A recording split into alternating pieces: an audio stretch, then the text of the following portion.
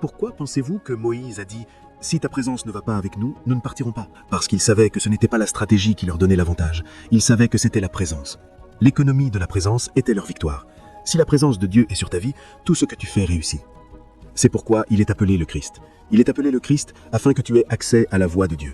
Il est appelé le Christ afin que tu puisses porter la présence de Dieu.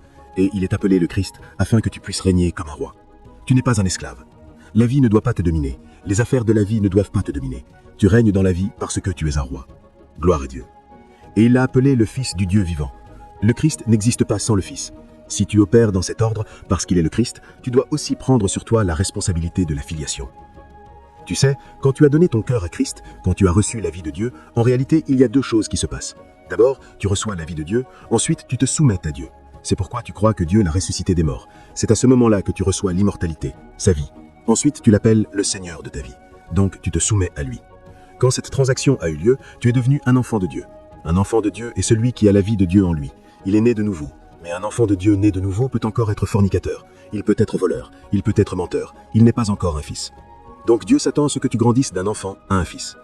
Il est dit dans Galates 4:1, « Aussi longtemps que l'héritier est un enfant, il ne diffère en rien d'un esclave, bien qu'il soit le maître de tout. C'est pourquoi le Père le place sous des tuteurs et des gouverneurs jusqu'au temps fixé. Dieu veut que l'enfant grandisse pour devenir fils.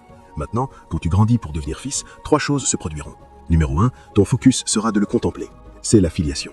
Tu le contemples et tu es changé parce que 2 Corinthiens 3:18 dit « Nous tous, le visage découvert, contemplant comme dans un miroir la gloire du Seigneur, nous sommes transformés en la même image, de gloire en gloire, par l'Esprit du Seigneur. » Donc, quand il l'a appelé le Fils, il proclamait la responsabilité, parce qu'un fils doit refléter l'image du Père.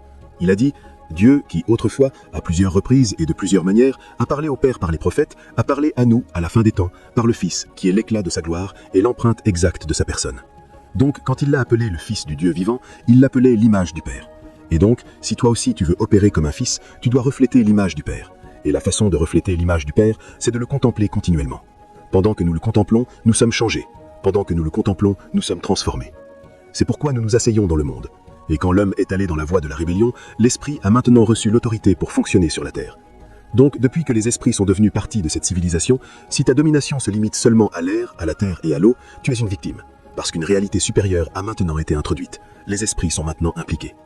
Voyez-vous, à cause de cela, le champ de la domination de l'homme doit s'élargir. Donc Jésus a dû venir du ciel pour nous amener dans une sphère d'opération plus élevée.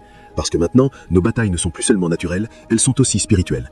Il a dit « Car nous n'avons pas à lutter contre la chair et le sang, mais contre les principautés, contre les puissances, contre les dominateurs des ténèbres de ce siècle, contre les esprits méchants dans les lieux célestes. » Donc ces êtres combattent même depuis les lieux célestes.